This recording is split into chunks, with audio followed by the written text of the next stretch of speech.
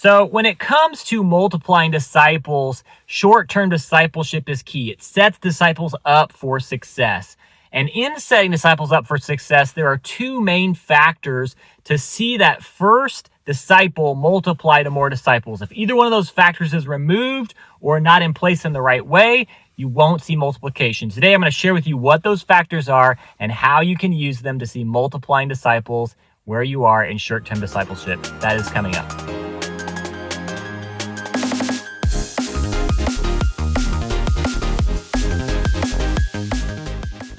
Hey, what's up, guys? Welcome back to the channel. My name is Mark, and I want to take a moment to invite you to subscribe to the channel, ring that bell notification, and as you know, all of those things help with the YouTube algorithm to get this out there farther.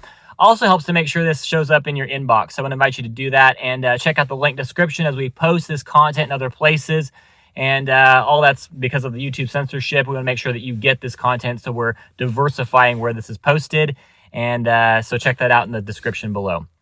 And with all that out of the way, I want to share with you in this video the importance of two factors in short-term discipleship. Now, when you are making disciples, there is a distinction between short-term discipleship and long-term discipleship. When you're first setting up to make disciples, you want to follow the model of Jesus. Now, Jesus, when he was first making disciples, he was really telling his disciples high directive things to do. Go here, pray for this person, do this. So he's saying, go to every town and village in Luke 10 and share the gospel in this way and pray for the sick, raise the dead, cast out demons, cleanse the leper. He's telling them what to do, high directive activities. Now, eventually these are going to be his movement leaders, and they're going to need to think with critical thinking, and they're going to need to think at a higher level where they're applying what they've learned. But to start out, they are just doing what they're told. So all disciples start in short-term discipleship where there is high directive. Now, for that to be successful and to see those disciples actually make disciples and that multiply, there are two main factors, as I've told you in the intro of this video, that have got to be in place or that multiplication is threatened and won't happen.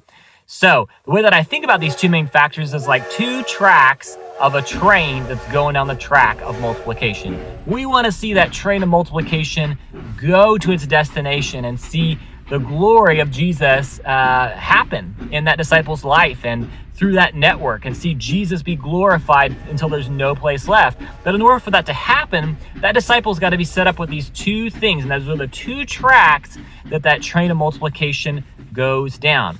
And the two tracks, are you ready for this? That train is running on are confidence and competence. When you're first starting out as a disciple, you need these two main things solidly in place, or you're not going to begin to respond to follow Jesus and share with others. Knowledge is good. Obedience is good. But unless you've got these two things in place, you're not going to know how to share that with others. So let's unpack this a little bit. Two main tracks that this little freight train of multiplication is running down, and that's competence and confidence. So let's talk about confidence first. Now, confidence comes because there is clarity and simplicity to what to share and what to do. So this is where simple tools comes into place. When we are making disciples, it's very important that we don't give people a bunch of options, but we show them what to do, and we help them begin to do that with simple tools. When we do this, when we use simple tools and we help them to practice these simple tools, it gives them confidence because they know what to do. And so the result of a simple tool without a lot of options is, I know how to do this, and I could go and do this. So confidence is that result of that, and we've got to have that in place, or that disciple, if there's no confidence, if we remove that track of confidence, first of all, a train without two tracks is going to fall over, right? But if we remove that track of confidence, what's the outcome? Well, there is no sharing. There's no multiplication of what that disciple learns. So confidence is absolutely critical.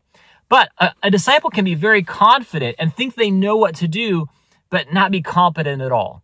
And so as that disciple is getting started, they need competence. They need the skills to be able to practice that and do it so that their confidence is supported by the other track to run along, which is inerrancy. They're not going to be transmitting heresy to the next disciple that they make. And so if you remove, and it's probably pretty obvious, if you remove the track of competence from this disciple that's right in front of you, that multiplication train is going to fall over into heresy and be inerrancy of what the Lord modeled for us in the Gospels, what the disciples modeled for us in the book of Acts and the church throughout history. So for that new disciple to continue what the church has done throughout all of history and to be making disciples of Jesus in this continuing movement that he started all the way back in Acts chapter 2 and when that church began and all the way down to today, and even in the ministry of Jesus, obviously. But for that to continue, these two tracks have got to be in place of confidence and competence. Remove either one and that train is going to fall over. Now, of course, beyond that, there is the issue of long-term discipleship, and there's a lot of factors to that, and there's a lot of other components to vision and to what it means to be healthy church and what DNA needs to be in place. There's a lot of other factors that I'm not trying to minimize here by just highlighting the two tracks of confidence and competence, but what I want to highlight to you today is the fact that a disciple's got to start somewhere. And if that disciple is going to start somewhere and they're going to be set up for success, it can't be complicated. There can't be too many things for them to do, can't be too many options, and they need to feel confident that they can do it. And so simple tools are one way to do that. You don't want to overemphasize or make the tool the only way to do it, but simple tools set us up for that. And if we do that in the right way, we set that disciple up for competence. They know what to do with skills that are coached and modeled and assist and watched, and then they're launched out.